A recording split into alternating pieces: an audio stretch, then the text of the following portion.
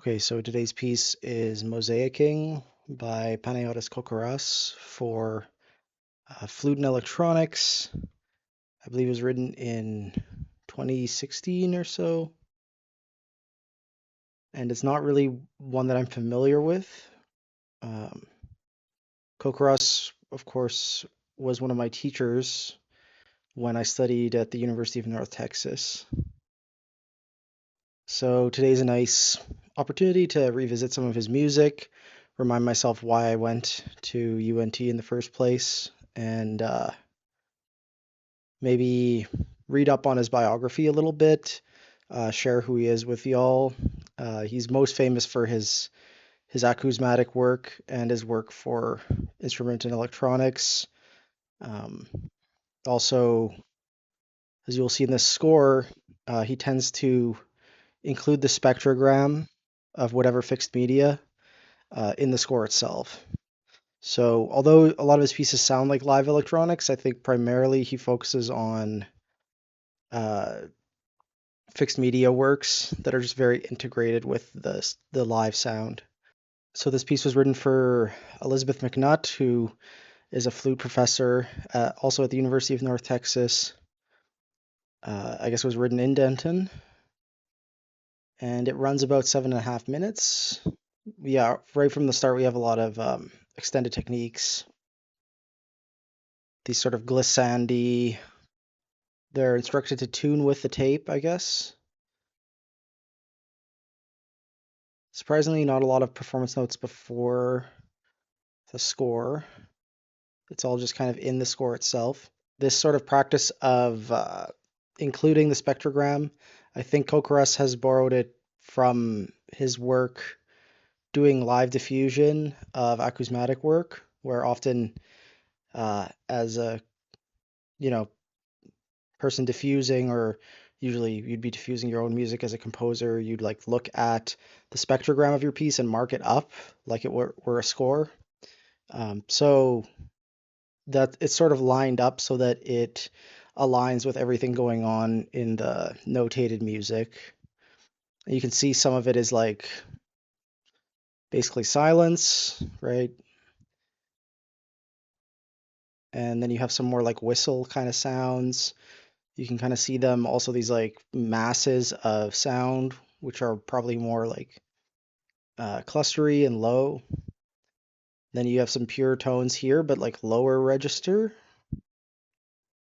So there's actually a lot you can gain from looking at it if you're familiar with what spectrograms look like and what sounds look like. Unfortunately, a lot of contemporary performers aren't familiar with that, right?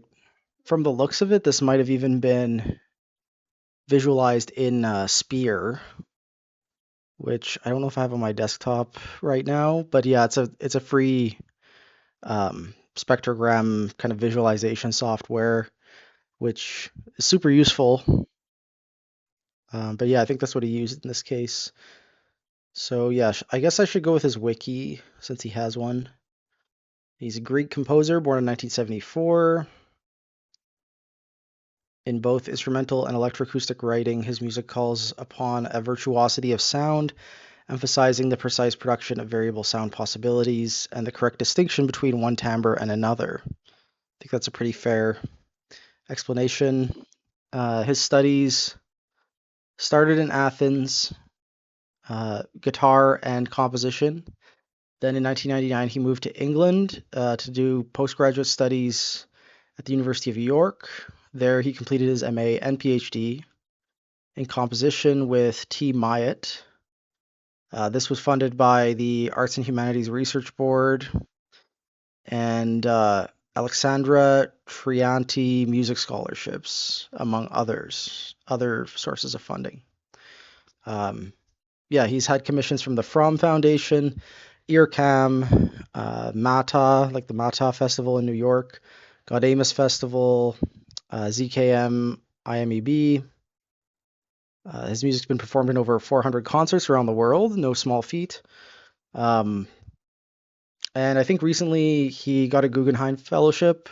As I was studying at UNT, he was away for a year to work on that Guggenheim. So pretty impressive career. I think UNT is very lucky to have him. At UNT, he was director of the Center for Experimental Music and Intermedia for all the years that I studied there, except for, of course, the year where he was um, doing his fellowship. There's a few articles here. I think this needs to be updated a little bit. I guess he was an assistant professor at UNT as of 2012, so that's pretty recent actually. It's like around the same time that I started my undergrad in composition. So it is a fairly long time now that I think about it. But he also taught at the Technological and Educational Institute of Crete and the Aristotle University of Thessaloniki. Yeah, he has this concept called holophony, I should mention, where the goal is that each independent sound contributes equally into the synthesis of the total. So it's like this sort of holistic idea, not to be confused with spectral music. It's more like a very literal, like translation of acousmatic ideas. I mean, it is present in his electroacoustic music and also his instrumental music, and it's just like a very um, yeah, I guess a very idiosyncratic thing. I don't know of a lot of other holophonic composers, but I think it's a good way to describe what he does for sure. Because his music is original enough that I think it deserves its own philosophy and term. Okay, with that being said, let's have a listen to this. I'm sure that I can find a recording somewhere, and that recording is in the description to this video if you'd like to listen along. I mean, why wouldn't you? That's kind of the whole point of these vlogs. I will report back with my opinions on this thing, which I honestly don't think I've ever listened to before. I think I just downloaded the score at some point and have been meaning to do this. So, yeah. Okay, nice. So I like the introduction of all of these sort of like whistling sounds towards the end and the mix of like um, more clearly whistles to like um, sine tones moving up and down, like kind of like a radio frequency scanning. I thought that was a really interesting like merge of two identifiable sounds, which just add a completely different texture to the piece, and it works really well with the sort of like technique going on here, which is sort of more harmonic series focused. I apologize if I don't really have the language to describe this piece. I didn't really get in depth with some of these techniques, so for the entire piece, I think there's some sort of like half tone or blowing. There's no conventional playing going on, so it totally changes the relationship between the performer and the instrument. So yeah, it's kind of hard to describe, but it seems like they're not really blowing into the instrument completely, and it's sort of like a very quiet sound that needs to be amplified. But it makes this interesting sound world where like the uh, the notes that you get from the air pressure are kind of separate from the resonating sounds you get from what keys are depressed. And I think for the most part, it's just like lots of key click sounds get introduced at a certain point, and before that point, it's all just like blowing glissandi without changing the keys.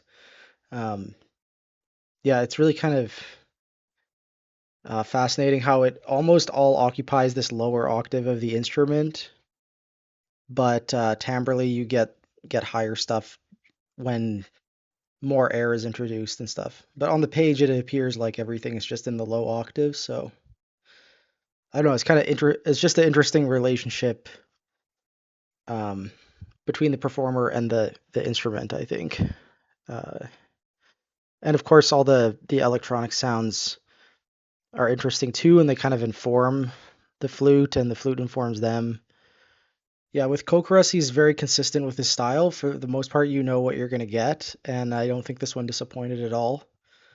Um, it's kind of interesting that he wrote this like 4 years after starting at UNT. for another faculty member. I think that's kind of interesting. Um, I wonder what Elizabeth thinks of it and the notation and stuff. But yeah, that was our first Kokoras piece. Tomorrow we're going to be looking at Noah Noah by Kaya Sariaho, I believe. And that's our last flute and electronics one.